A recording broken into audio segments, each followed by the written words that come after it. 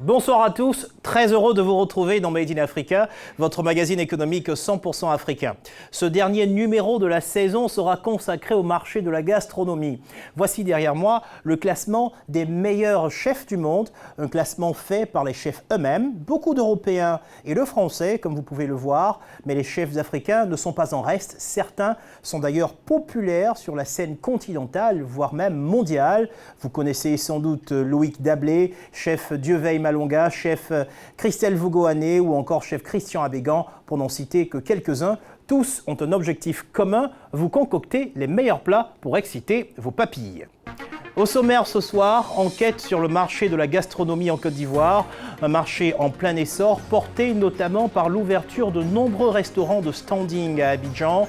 En cuisine, des chefs prestigieux proposent des cartes aux saveurs africaines ou internationales. 2 établissements ont accepté de nous ouvrir les portes de leur cuisine, le très réputé Éléphant d'Or du groupe Barrière et un challenger, le tout nouveau restaurant West. Puis nous partirons à la rencontre de Loïc Dablé. Après avoir longtemps travaillé dans les cuisines d'établissements français, le chef s'est lancé un nouveau défi à Abidjan. Il a ouvert en avril dernier le Panaf, un lieu inclassable, à la fois centre culinaire, restaurant gastronomique, hôtel et bien plus encore. Où allez-vous dîner quand vous sortez au restaurant à Abidjan? Quel type de cuisine recherchez-vous? Une chose est sûre, l'offre ne manque pas. Restaurants ivoiriens, italiens, français, japonais, chinois, toutes les cuisines sont représentées et de plus en plus souvent sous une forme raffinée à des prix variants pour un plat entre 10 000 francs et 50 000 francs CFA, voire même au-delà. Ce soir, nous vous emmenons dans les coulisses des cuisines de l'Éléphant d'Or du groupe Barrière et du tout nouveau restaurant West. Vous allez découvrir comment s'organisent au quotidien les chefs de ces établissements pour conquérir vos papilles et vos portefeuilles. Les fines tables abidjanaises, un reportage de Marc Kouo, Gisela Mendonça et Virginie Cossonneau. Ce jeudi soir à Abidjan, le premier plat de la soirée vient de sortir des cuisines de ce restaurant. Il est amené par le propriétaire en personne. C'est la commande d'une cliente quelque peu particulière. Dans un jeu de sauce. Bien avant de déguster cette assiette de l'océan, un assortiment de gambas et de poissons sur un lit de mangue, Yasmine, 33 ans, accomplit ce qui est pour elle un rituel. Prendre son plat en photo sous tous les angles. Une séance photo importante et même obligatoire, car Yasmine, plus connue sous le pseudonyme de Afro Foodie, est la première blogueuse culinaire de Côte d'Ivoire, suivie par près de 15 000 abonnés sur les réseaux sociaux. Ce soir, elle partagera son avis sur la carte de ce tout nouveau restaurant spécialisé en cuisine française. Place maintenant à la dégustation.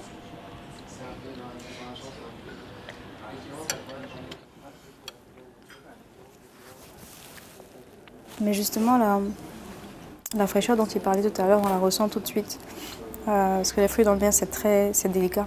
C'est super délicat. Et donc tu ressens que la gambasse, mais elle est fraîche, elle a été bien assaisonnée, elle est cuite, mais parfaitement. Parce qu'il y a des doses de cuisson aussi qui sont importantes à respecter avec les fruits de mer. Et là, franchement, je pense que la promesse est tenue en fait. Donc c'est top. Montant de la facture, 17 000 francs CFA. Yasmine accorde la note de 8 sur 10 au restaurant. Mais ce n'est pas terminé. Ce soir, c'est un marathon gastronomique qu'accomplit Afro Foodie. Direction, le quartier de Marcory pour tester un autre restaurant. Merci. Bonsoir, comment ça va? Merci. Et là, changement de décor. Nous avons quitté la France pour le Japon en seulement 30 minutes de route. Au menu, sushi et autres spécialités concoctées par des chefs japonais comme si on y était. Tu peux avoir été oui ou non à l'étranger, mais aussi découvrir des plats et des saveurs qui sont étrangères à ce qu'on a l'habitude de manger en tant qu'Ivoirien lambda qui a grandi ici, etc. Bonsoir. Bonsoir monsieur. Alors tout se passe bien? Ça se passe très très très Vous avez bien aimé nos sandwichs? J'adore C'est vos une de nos sandwichs. spécialités d'ailleurs. C'est Abbas, le patron du restaurant, qui a invité Yasmine à découvrir ses plats. Il espère qu'elle écrira un bon avis sur son blog afin de transformer les followers d'Afrofoodie en clients. 44 ans d'existence, il a vu le marché de la gastronomie exploser avec une concurrence de plus en plus rude et diversifiée. De plus en plus de nouveaux restaurants vont à Abidjan parce qu'aujourd'hui, il y a vraiment quasiment de tout et la clientèle, en tout cas la clientèle ivoirienne, va souvent, très souvent au restaurant. D'ailleurs, c'est rare de voir dans les pays où les restaurants, tu as du monde du lundi au dimanche. À Abidjan, justement, tu as du monde du lundi au dimanche. Le business de la gastronomie est en pleine effervescence à Abidjan. Des enseignes vous proposent de déguster des plats raffinés pour des prix variant entre 10 et 50 000 francs CFA et même au-delà. Des restaurants de haut standing avec en cuisine des chefs prestigieux qui élaborent des cartes aux saveurs africaines et internationales. 2 d'entre eux nous ont ouvert leurs portes. Le très réputé Éléphant d'Or du groupe Barrière et un challenger sur ce marché, le tout nouveau restaurant West. Comment s'organisent au quotidien ces 2 établissements? Quelles sont leurs stratégies pour conquérir vos papilles et vos portefeuilles? Nous vous emmenons dans les coulisses des cuisines, là où le client n'est pas autorisé à entrer.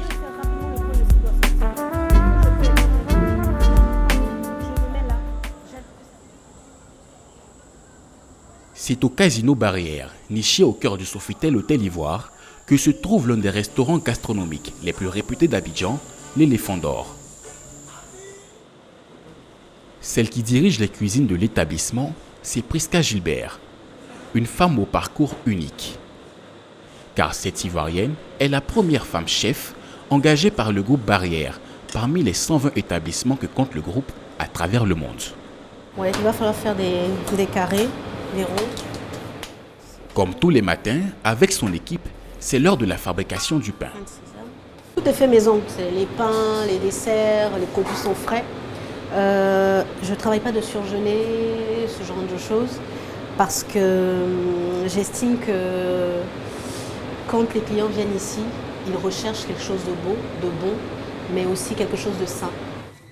En effet, en gastronomie, l'une des règles primordiales est de proposer des produits faits maison. Des règles et un savoir-faire que Prisca Gilbert apprend au prestigieux Institut Paul Bocuse à Lyon en France pendant 2 ans. En effet, en Côte d'Ivoire, il existe très peu d'écoles pour former les chefs gastronomiques aux standards internationaux. Ces qualifications lui ont permis de s'établir comme l'un des chefs les plus prisés de la capitale économique et surtout de prétendre à des salaires pouvant avoisiner plus de 2 millions de francs CFA par mois. Bonjour mesdames. Bon, on va se faire un point sur le menu du jour. Le groupe Barrière n'a pas hésité à mettre la main à la poche pour avoir Prisca Gilbert au fourneau. Car à Abidjan, il se mène une petite guerre des tables entre restaurants gastronomiques. Il faut avoir le meilleur chef en cuisine. Ses patrons lui ont même donné carte blanche pour refaire le menu du restaurant. La chef le fait répéter chaque matin comme une maîtresse d'école à l'équipe en salle. En entrée, nous avons une salade fraîcheur, gambas, pamplemousse et menthe. Très bien, en plat. Et en plat, nous avons la souris d'agneau confit.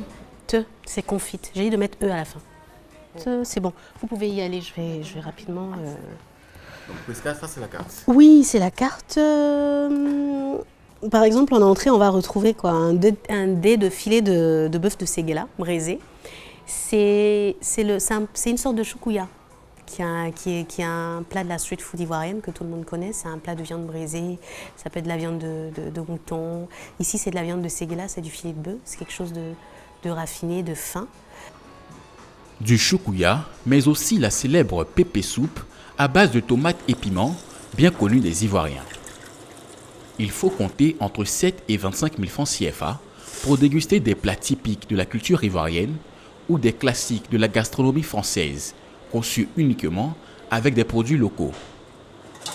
Si l'Éléphant d'Or a fait appel à Prisca Gilbert, c'est aussi dans le but d'attirer une clientèle locale habituée à ses saveurs ancestrales.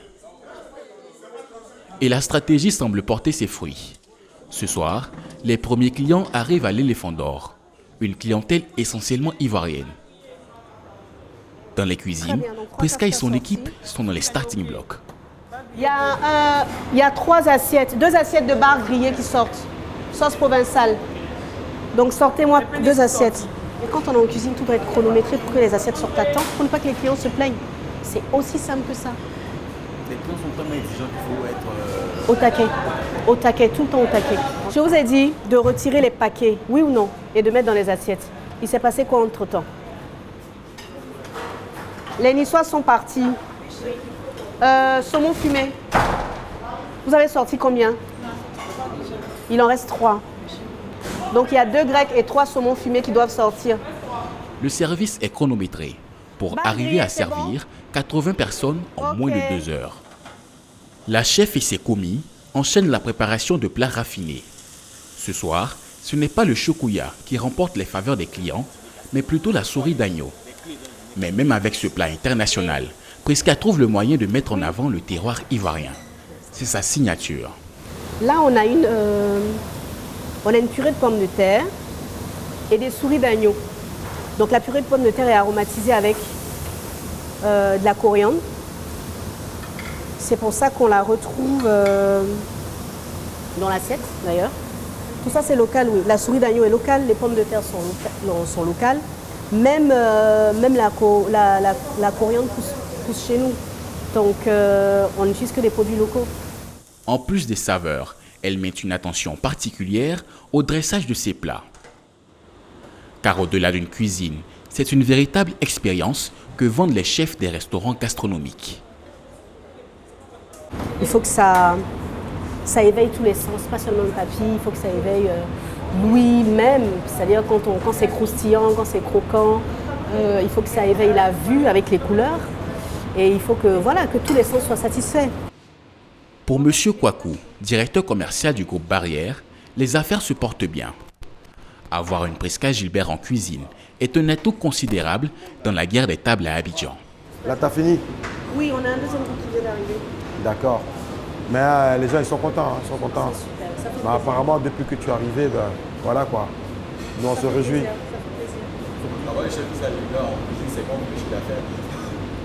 Ouais, mais je peux vous dire que c'est très bon.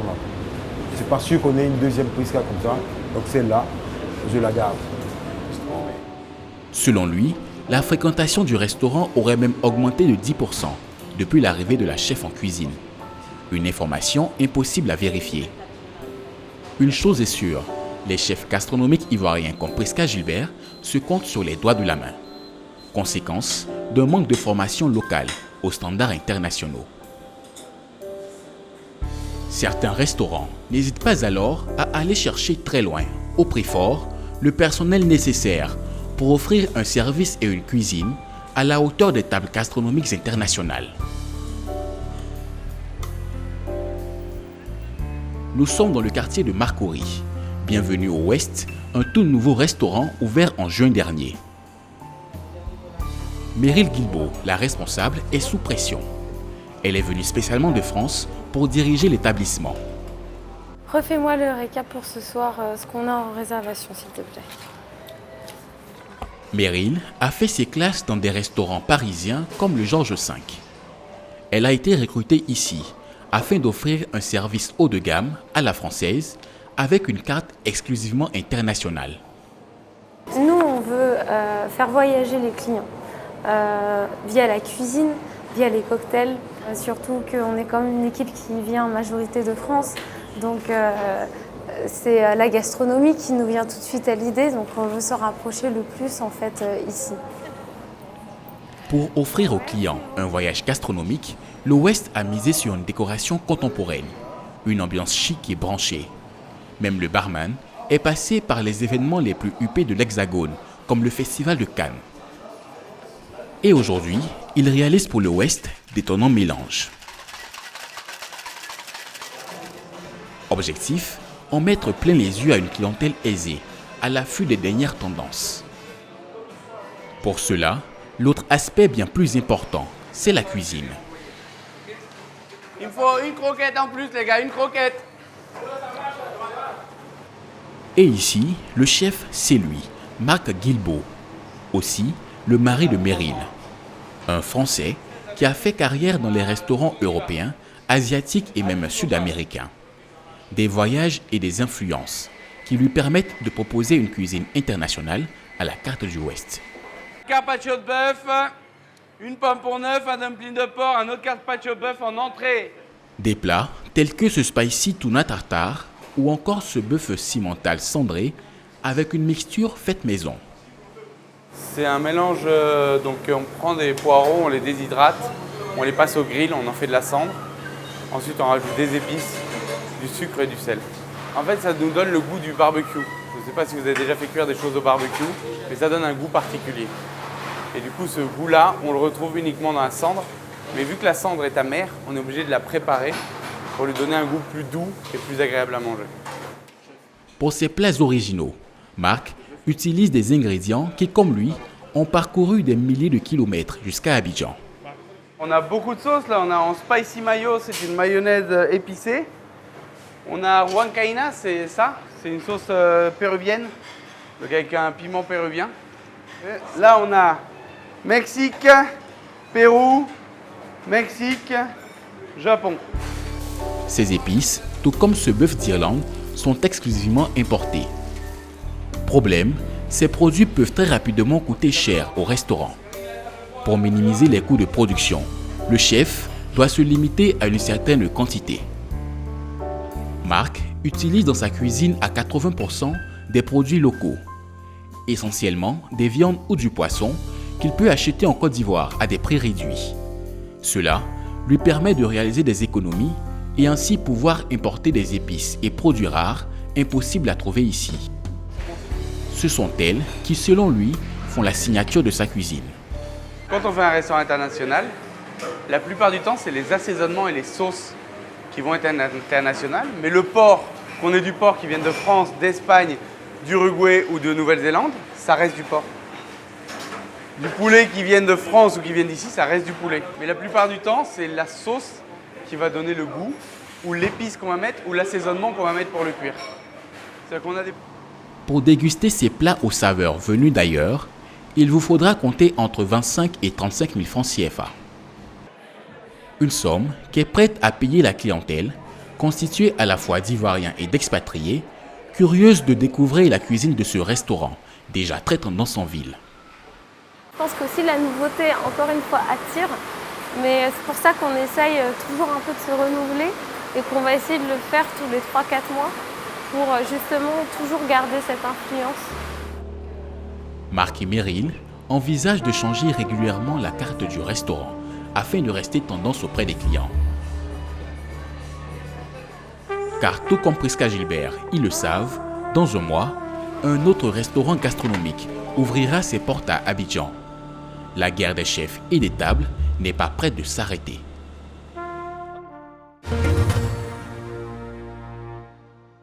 En plateau pour débattre et exciter nos papilles, nous accueillons Christelle Vougoané, chef et directrice de plusieurs restaurants à Abidjan, le Norima, le Mondial, Saakan et Zanda Traiteur. Nous accueillons également Aïda Bamba, blogueuse culinaire pour le site Serial Foodie. Et enfin, nous avons la chance de recevoir un chef 2 fois étoilé au guide Michelin en France. Il s'agit de monsieur Jacques Lenné, une longue carrière de chef et actuellement aux manettes du restaurant Le Jardin Gourmand à Abidjan. Bonsoir. Alors, Abidjan, capitale de l'économie, Abidjan, capitale de la gastronomie, est-ce qu'on peut le dire? Waouh, de l'économie et de la gastronomie. Oui, je crois. De la gastronomie en tout cas, pour ce qui vous concerne? Oui. Alors aujourd'hui, on voit qu'il y a un engouement culinaire, et comment ça s'explique? Mais je pense que c'est mondial, c'est pas juste en Côte d'Ivoire. Aujourd'hui, il y a des chefs qui sont beaucoup plus suivis que des movie stars ou que des basketteurs. Je pense que c'est juste un phénomène qui prend le monde. Alors, quelqu'un disait tout à l'heure qu'à Abidjan, du lundi au dimanche, c'est plein dans les restaurants. Alors, comment est-ce qu'on explique aujourd'hui cette motivation des Ivoiriens à aller manger un restaurant? Je dirais qu'aujourd'hui, les Ivoiriens aiment consommer. Ça se voit dans les centres commerciaux, ça se voit dans les restaurants, ça se voit même dans les maquis. Du lundi au dimanche, l'Ivoirien, même lambda, s'arrange pour être dehors un peu 1 heure ou 2 Voilà, la classe moyenne et la classe haute iront dans les restaurants, au cinéma.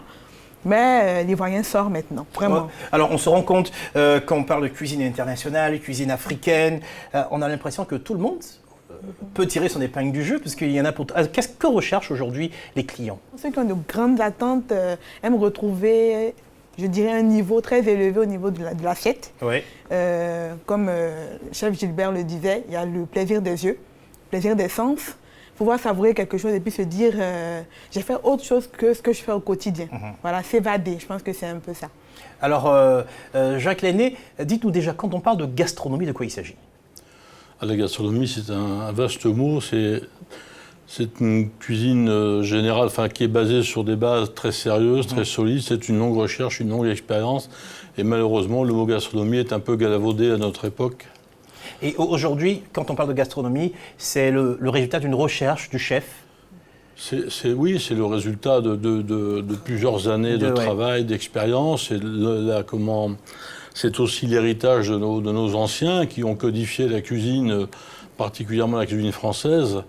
Et la gastronomie, c'est pas... On ne peut pas parler de gastronomie quand on sort d'un Burger King ou d'un McDo, c'est clair. Il faut être très sérieux là-dessus quand même.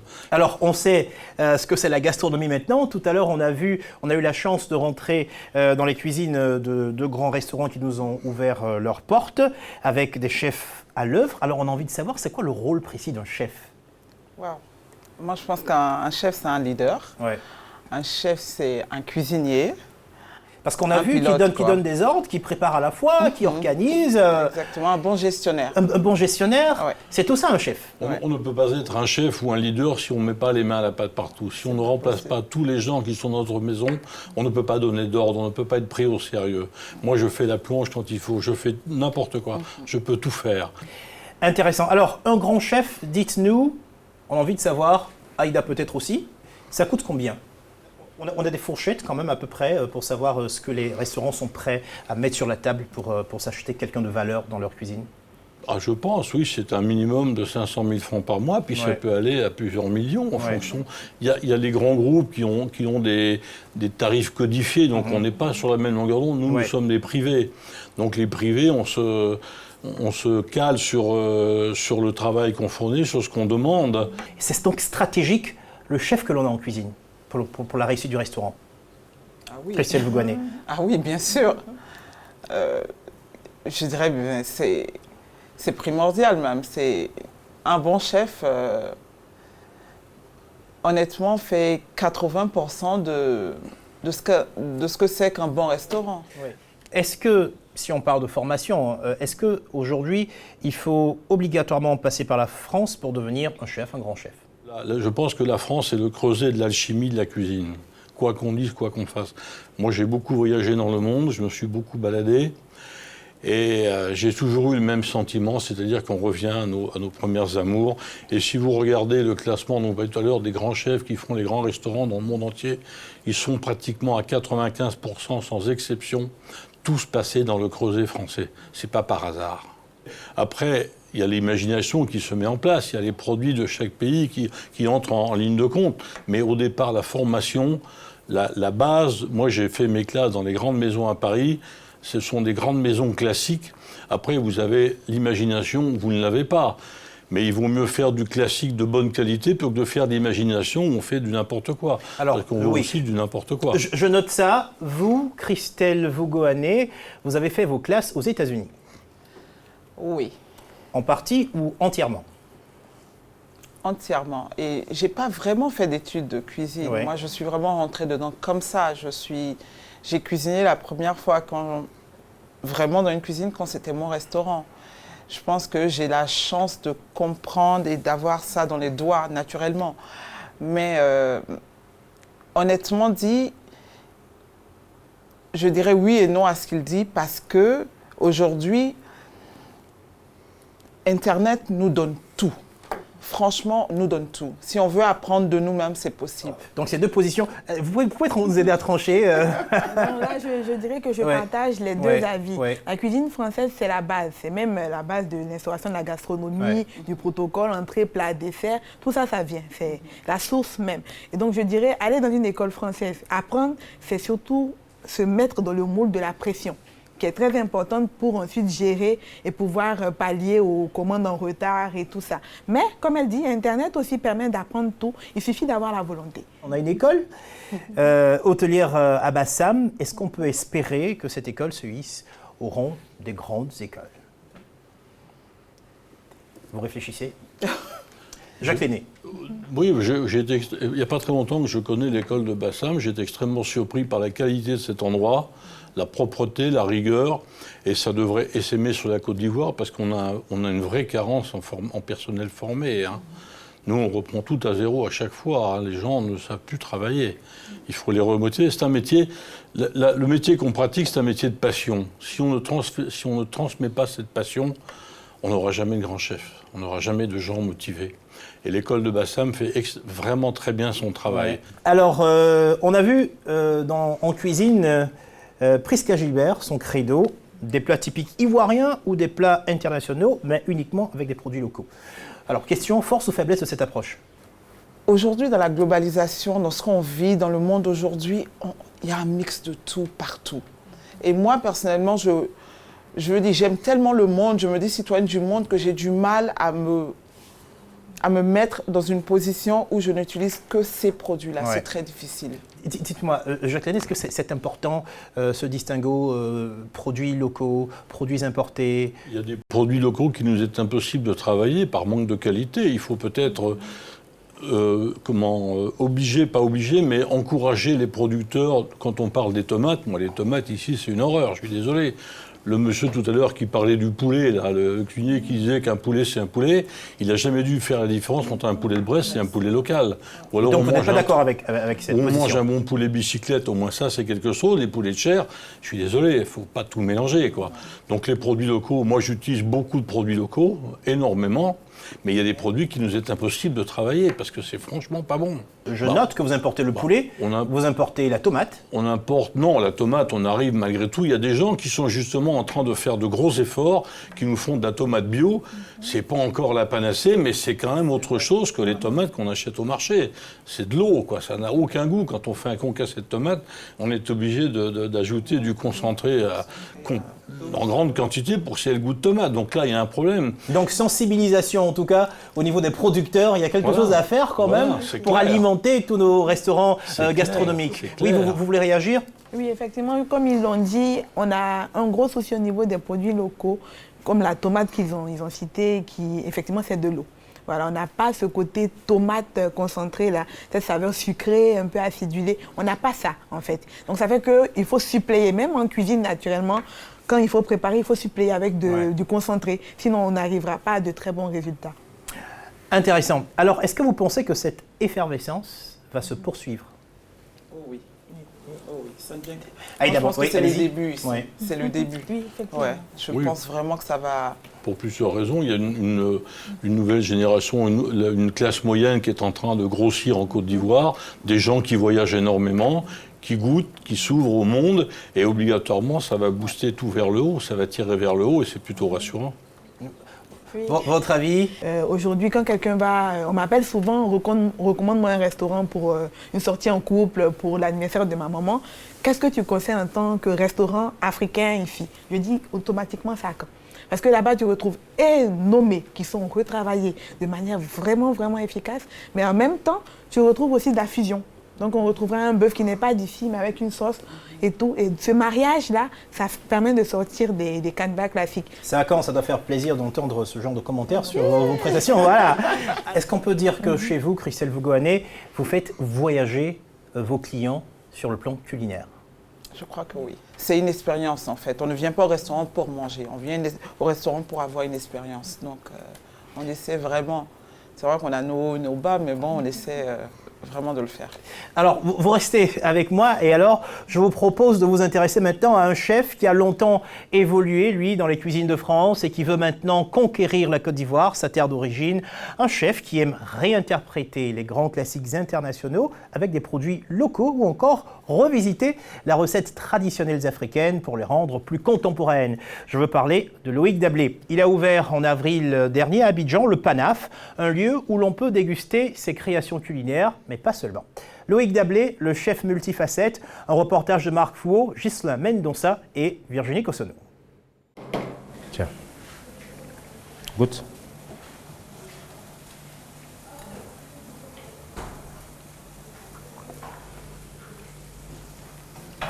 Comment tu trouves? C'est bon? C'est assez salé? C'est l'histoire d'un chef qui a longtemps évolué dans les cuisines de France et veut maintenant conquérir la Côte d'Ivoire, sa terre d'origine. Loïc Dablé. Un plat traditionnel. Vous l'avez peut-être découvert en tant que jury du célèbre concours de cuisine Star Chef, avec déjà un caractère très affirmé. Malheureusement, c'était très sec, donc le riz et l'arachide. Pour un concours, c'est assez délicat parce qu'il faut quand même que ce soit harmonieux. Depuis, le médiatique Loïc Dablé a enchaîné les plateaux de télévision, les campagnes publicitaires et est devenu l'un des chefs les mieux payés d'Afrique de l'Ouest, avec des salaires pouvant atteindre 7 millions de francs CFA par mois. Donc dans les œufs, un peu de sel. L'une des clés de son succès, son intransigeance. Avant le service, il n'y avait pas de sauce assaisonnée, c'est ce que je te demande. Avant le service, ça doit être assaisonné. On ne peut pas rester là à rigoler alors que la sauce n'est pas faite. Et c'est maintenant, au moment où vous envoyez, qu'on assaisonne. C'est bien de rigoler, mais il faut être prêt pendant le service. Ok? Ok, Joël? La plupart de ces apprentis, recrutés en Côte d'Ivoire, n'avaient jamais mis les pieds dans les cuisines d'un restaurant. En l'occurrence, le nouveau restaurant du chef, ouvert en avril dernier à Cocody. Ici, il forme ses équipes chaque jour au métier de la gastronomie et à ses techniques. Mais ce n'est pas le seul challenge auquel s'attaque Loïc Dablé depuis son installation en Côte d'Ivoire. Ce retour aux sources est un véritable pari pour le chef. Le pari risqué d'abandonner une carrière bien établie en France, où lui et Carmel, sa femme, ont réussi à faire du nom Loïc Dablé une marque. Elle a généré en 2015 un chiffre d'affaires de 82 millions de francs CFA. Cela dans différentes activités telles que la restauration, l'épicerie fine, le traiteur, le conseil culinaire ou la production audiovisuelle. À Abidjan, ils repartent de zéro avec un nouveau projet, le PANAF. Un lieu inclassable, à la fois centre culinaire, restaurant gastronomique, hôtel et plus encore. Portrait de Loïc Dablé, un chef multifacette qui tente aujourd'hui un nouveau départ.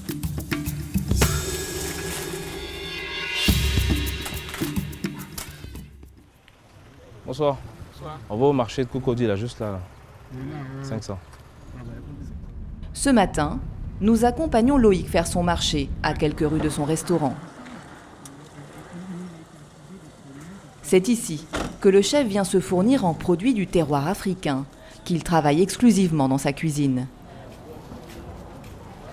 Ah, frais là, c'est combien le maïs là?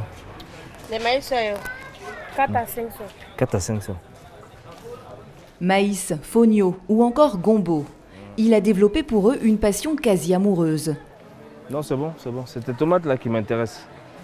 Petite tomate là. Et voit même dans une tomate, qui passe pour le plus banal des légumes, une pépite à exploiter dans ses recettes. Ok.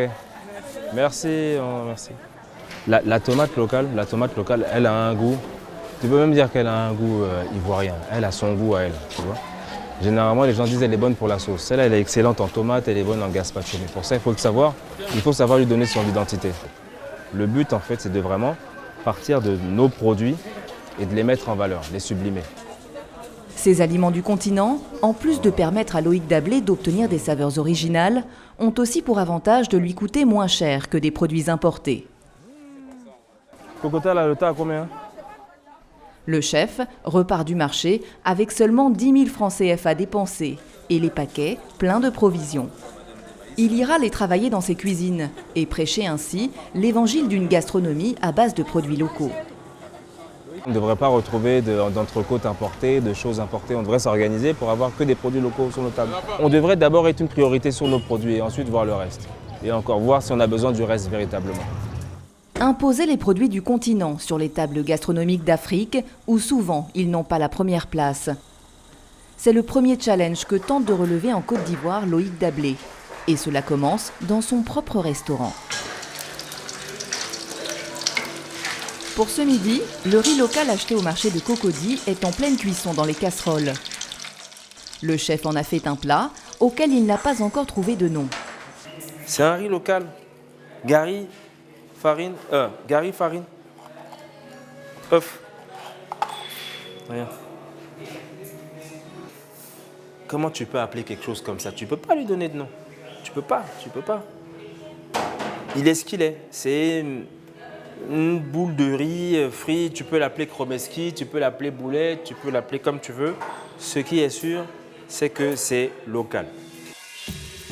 Sa cuisine, que Loïc peine encore à définir, consiste à réinterpréter les grands classiques internationaux avec des produits locaux, ou encore revisiter les recettes traditionnelles africaines telles que le kedjenou pour les rendre plus contemporaines.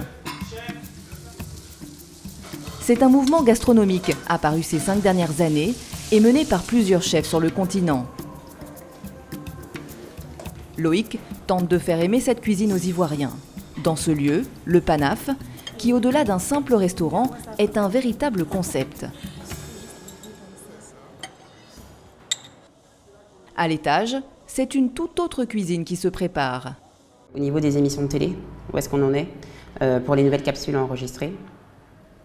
Donc, tu as autre chose à dire ou, D'accord. Carmel, la femme de Loïc, gère les affaires. C'est elle qui l'a convaincu il y a 1 an de rénover ce bâtiment abandonné de 1200 mètres carrés pour en faire un temple dédié à la gastronomie africaine. Donc le haut, il est encore totalement en chantier. Il faut savoir en fait que quand on a récupéré le bien, il y avait des trous partout, qu'on ne pouvait même pas marcher, qu'on ne voyait même pas les sols, il y avait des gravats, il n'y avait pas d'électricité, pas d'eau. Donc il a fallu refaire tout le circuit électrique, toute la plomberie, vraiment tout en entier. Là, on est dans les futures chambres. En fait, ce sera une des chambres qui vont accueillir les personnes. Donc là, le bâtiment est encore en chantier, mais le couple a les idées bien claires quant aux résultats qu'ils veulent obtenir. Les fondateurs du Panaf prévoient pour le centre des salles de classe un studio pour une télé dédiée à la cuisine, un laboratoire de création gastronomique, un amphithéâtre et plus encore. Ils estiment que le tout nécessitera un investissement de 200 millions de francs CFA. Ici, c'est vraiment pour faire en sorte de favoriser en fait, les dialogues entre les différentes cuisines, les différentes cultures. Donc on veut accueillir ici aussi énormément de monde.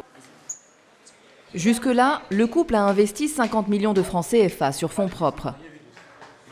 Pour financer la suite du projet et commencer à rentabiliser les sommes dépensées, Carmel ne manque pas d'idées pour exploiter le moindre mètre carré.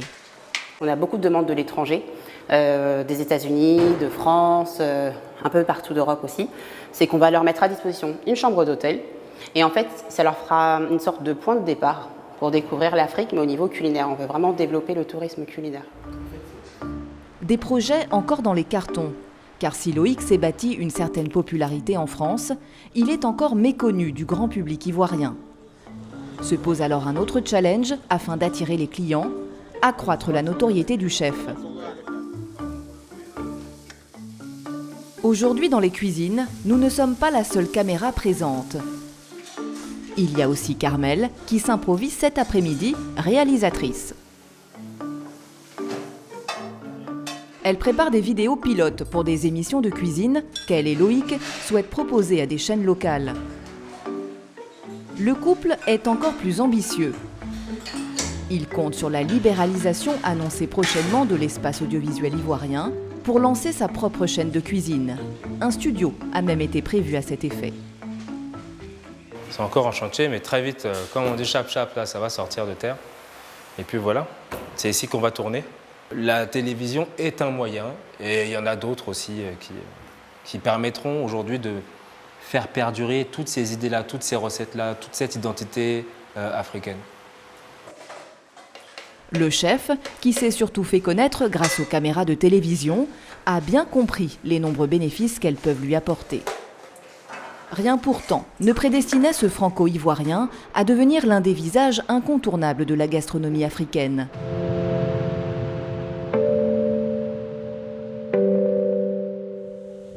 En 2017, il décide de tout quitter en France pour tenter l'aventure abidjanaise.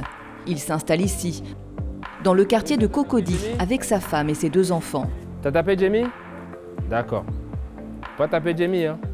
Un retour aux sources, devenu une évidence après plusieurs années de vie et de carrière loin de la terre de ses ancêtres. Là où poussent les produits dont il a fait sa signature.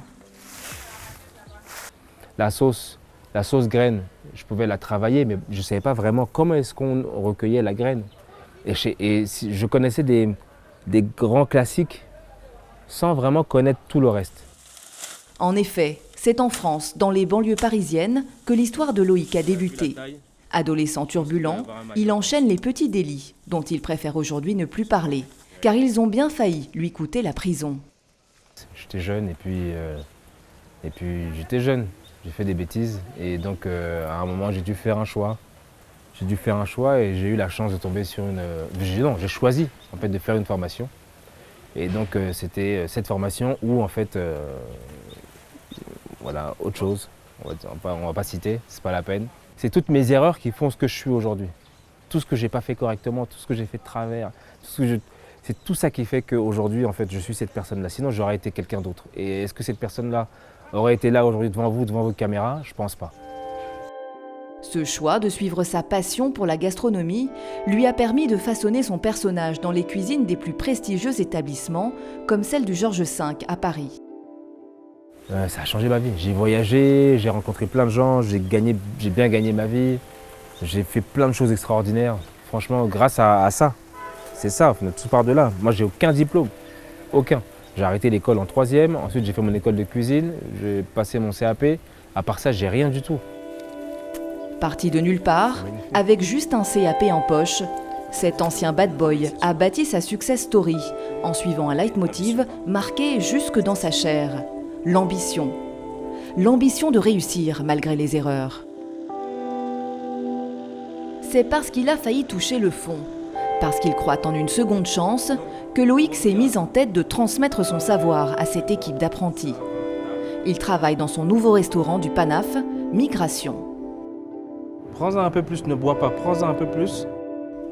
Ce matin, il enseigne à Rolande et Aïchata comment choisir le meilleur vin pour accompagner un repas. Celui-là, avec les entrées, pas plus, pas avec les plats. Des apprentis au parcours très particulier. 80% des membres de la brigade de Loïc sont d'anciens migrants partis tenter l'aventure clandestine en Europe. Des migrants qui ont échoué, souvent dans des conditions dramatiques. De retour en Côte d'Ivoire, ils ont été rapatriés par l'Office international des migrations.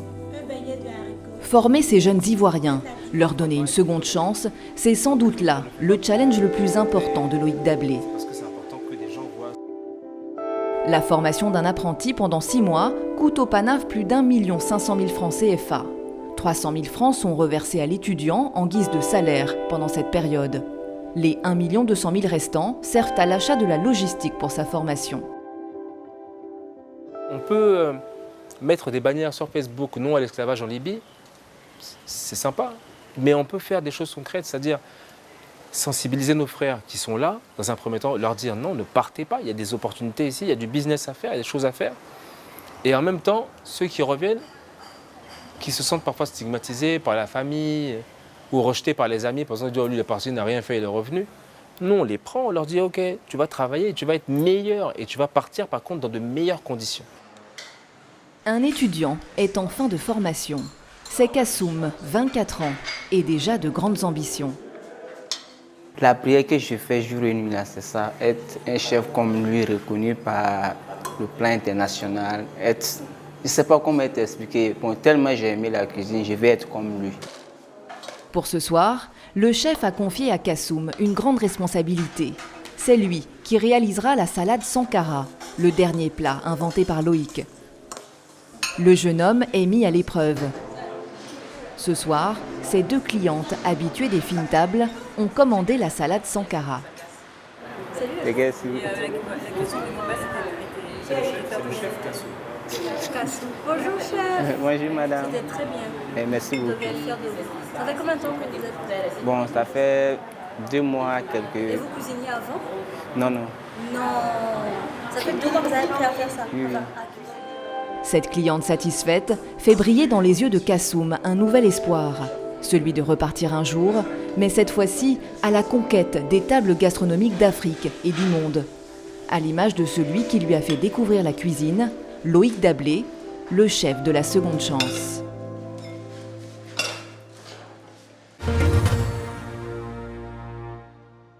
Alors, retour sur ce plateau avec nos invités. J'ai envie de vous poser la question, Aïda Bamba, qu'est-ce qui vous aura marqué et frappé dans ce reportage ?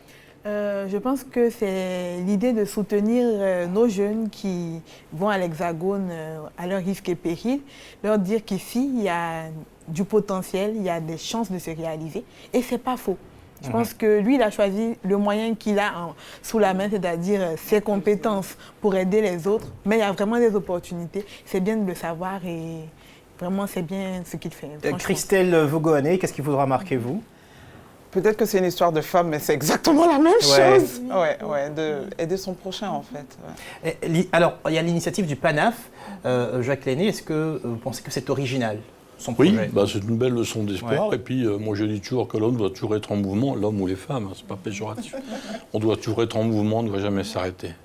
Quel que soit le temps, quels que soient les soucis qu'on a, quels que soient les problèmes, on ne doit jamais baisser les bras, jamais s'arrêter. Ouais. Alors, Loïc Dablé et son épouse ont investi 50 millions, parlons business, dans ce lieu, pour l'instant, 50 millions pour l'instant. Est-ce que c'est un investissement qui pourra apporter du fruit, selon vous ? Je pense que c'est possible. Tout dépend de la qualité de ce qui est vendu là-bas. Et j'explique. Notre premier restaurant, Norima, on a investi beaucoup moins que ça. On n'avait rien. Rien. On a ouvert Norima le jour de l'ouverture, il nous restait 10 000 francs. Et on n'avait rien. 10 000 francs en tout et pour tout. Ça marche ou ça marche. Ça veut dire possible. Ouais. Ça veut dire qu'on peut ouvrir un restaurant, un grand restaurant avec pas grand-chose et accéder, à force de travail et de passion aussi, à la notoriété. C'est la cuisine, hein. C'est le service, c'est vraiment ça en fait. Il faut donner la qualité. C'est le travail. Non, parce qu'il y a des gens qui travaillent, mais qui ne travaillent pas ce qu'il faut travailler. Oui. Si tu n'inventes rien, tu ne fais que répéter, copier, et que tu copies énormément, tu travailles. Mais ça ne va pas porter. Alors, avec Loïc Dablé, on a l'impression que la gastronomie, ça va un peu au-delà du plat cuisiné. C'est une expérience, une transmission de culture. Est-ce que vous partagez cela, la transmission de culture ? Oui, bien sûr, c'est évident. C'est l'héritage, la passation de pouvoir aux nouvelles générations, et ce que l'on a acquis avant. Tout ça, c'est un long chemin. On est de passage, hein. On est juste un maillon, un petit morceau de la chaîne de transmission. Oui, et on a vu, il a ce style militaire là, c'est normal, c'est normal pour un chef. Oh, oui. Là, il est même gentil, lui. Trop gentil. Ah bon? Mais oui, moi je suis pas comme ça en cuisine. Vous êtes pire que ça? Ah loulou. Bien sûr, bien sûr. Mais on dirait pas quand on me voit sur un plateau de télé. Non, en cuisine c'est autre chose. En cuisine c'est mon travail, je rigole pas avec, on vient pas s'amuser. Pourquoi ça doit être comme ça en cuisine? Je vous donne un exemple. Ça à Caen. Midi 45, 13 heures. 40 bons devant le chef cuisinier. Des commandes? Des commandes. 40 individuels. Wow. Bons, c'est-à-dire des bons où il y a 6 personnes, où il y a 4 personnes, où il y a 2 personnes, où il y a 1 personne. Tous ces gens veulent manger en 20 minutes. 30 minutes maxi. Après ça, c'est catastrophe. C'est l'armée. Tu es obligé d'être comme ça. Alors, c'est énorme. Et vous avez la même expérience, Jacques Lenné? Oui, différente, mais peut-être encore plus dure que la sienne. Alors, je comprends, c'est préférable d'être sur sa table avec son assiette et de se voir servi avec le sourire, plutôt que d'être en cuisine. Il faut être en bonne santé quand on travaille avec nous. Hein. Alors, autre chose, il semble, Loïc Dablé, avoir compris l'importance de la communication pour bâtir sa carrière. Est-ce que vous êtes d'accord, Aïda? Oui. Je pense qu'effectivement, c'est un chef qui est très médiatisé. Il a compris qu'aujourd'hui, à l'ère des médias sociaux, ce qu'il faut, c'est être devant la caméra et autant aussi derrière avec ses compétences, mais montrer aux gens qu'on existe, qu'on est là, parce que tout le monde est connecté. Christelle Vogoané, vous aussi, c'est important pour vous la communication? Je suis très mauvaise dedans, donc du coup... pour votre groupe, disons ça. Oui, c'est très important, mais... C'est un couteau pour moi à double tranchant. Tu communiques, tu te mets devant, il faut que derrière ça assure. Il faut être 100% derrière. Parce que tu appelles les gens, tu dis 100 personnes, venez voir mon restaurant. Mais quand ils viennent, ils sont venus parce que tu les as appelés. Il faut donner quelque chose qui tient. On a vu dans le cas de Loïc Dablé, quelque chose de similaire avec ce qu'on a vu avec Prisca Gilbert. Ce sont des ingrédients locaux qui sont prônés. Et on a même entendu cette phrase, et je cite, « On ne devrait pas trouver des entrecôtes importées sur nos tables ». Est-ce que ce n'est pas un peu exagéré ? Je pense que personnellement, Loïc, c'est un ami, hein, je le kiffe, il le sait, mais je pense que c'est un peu exagéré. Parce qu'on n'est pas encore au stade d'avoir ces entrecôtes ici, de cette qualité ici. Et les Ivoiriens aiment les entrecôtes, mais on leur donne les meilleures entrecôtes qu'on peut trouver sur le marché. J'ai envie d'écouter Jacques Lannet sur ça. Bon, je trouve ça un peu ridicule, carrément, je dis le mot, parce qu'il est quasiment impossible de trouver de la viande de très grande qualité ici. Ben, il faut dire les choses comme elles sont. Hein. Moi, je travaille beaucoup de viande importée, parce que malheureusement, on n'a pas à part l'agneau et le porc, le veau ici n'existe pas. Ce qu'on appelle les veaux ici, ce sont les broutards, donc ce sont des petits bovins qui sont à l'herbage, donc qui n'ont pas tété. Le bœuf, il a un aspect parfois très joli, mais malheureusement, quand vous le goûtez, il est dur. Et vous, votre viande, elle vient d'où ? Moi, ma viande, elle vient de France, en général. Vous ne l'importez pas, vous la trouvez quand même sur les supermarchés locaux, c'est ça ? On importe. Vous faites des commandes internationales ? On importe direct, oui, bien sûr. Hein. Il y a des produits qu'on ne peut pas trouver ici. Hein. Moi, je suis un fanatique de la coquille Saint-Jacques, puisque c'est mon pays. La coquille Saint-Jacques, vous en trouvez toute l'année ici, c'est de la Saint-Jacques surgelée qui vient des États-Unis, c'est gorgé d'eau. Il faut savoir que la Saint-Jacques, c'est une éponge qui peut absorber 30% de son poids d'eau. Donc vous avez des Saint-Jacques grosses comme ça, quand elles sont cuites, elles sont comme ça, vous avez 1 litre d'eau au fond de la poêle. Moi, mes Saint-Jacques, quand je travaille, on respecte les saisons. La Saint-Jacques, c'est 15 octobre, 15 avril, point barre. La Saint-Jacques que moi je sers à mes clients, c'est pas le même prix. Hein. C'est pêché à Port-en-Bessin dans la nuit de dimanche à lundi, et le jeudi soir, c'est là. Hein. C'est toute la différence. Qu'est-ce qu'on peut faire pour pouvoir consommer localement des produits d'une extrême qualité ? Qu'est-ce que vous souhaitez ? Vous attendez, vous ? Les producteurs. Oui. Franchement, c'est au niveau des producteurs. Et on sait que c'est pas que. Il y a le gouvernement, il y a tout le monde qui doit être vraiment impliqué, même nous. Alors nous, on a fait un sujet sur le bio. Donc aujourd'hui, il y a de plus en plus d'acteurs qui se positionnent sur le bio. Est-ce que vous nous donnez la garantie que vos restaurants sont ouverts et prêts à acheter des produits d'extrême qualité ? C'est évident. Bien sûr. Sans aucun problème. Alors donc, avis encore aux agriculteurs. Il y a un supermarché ici dont je tairai le nom qui s'est vraiment impliqué dans la qualité de la viande.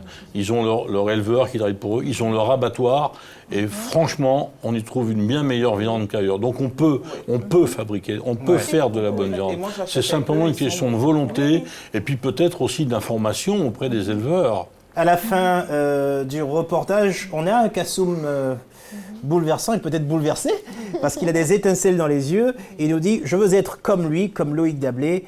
Au fond, est-ce que c'est pas ça le plus beau dans votre métier, qui est de créer des vocations ?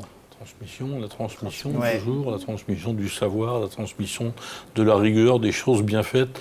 Je dis souvent, je ne me prends pas au sérieux, mais je fais toujours les choses très sérieusement. On a posé une question à Paul Bocuse un jour, au moment où il voyageait beaucoup. La journée, je lui ai demandé, mais monsieur Bocuse, vous qui êtes tout le temps parti, comment vous faites ? Qui fait la cuisine quand vous n'êtes pas là ? Tu sais ce qu'il a répondu ? Les mêmes que quand je suis là. Exactement. C'est le mécanisme d'un chef, savoir s'entourer. Ouais. Alors, une question pour vous. Vous pratiquez les restaurants.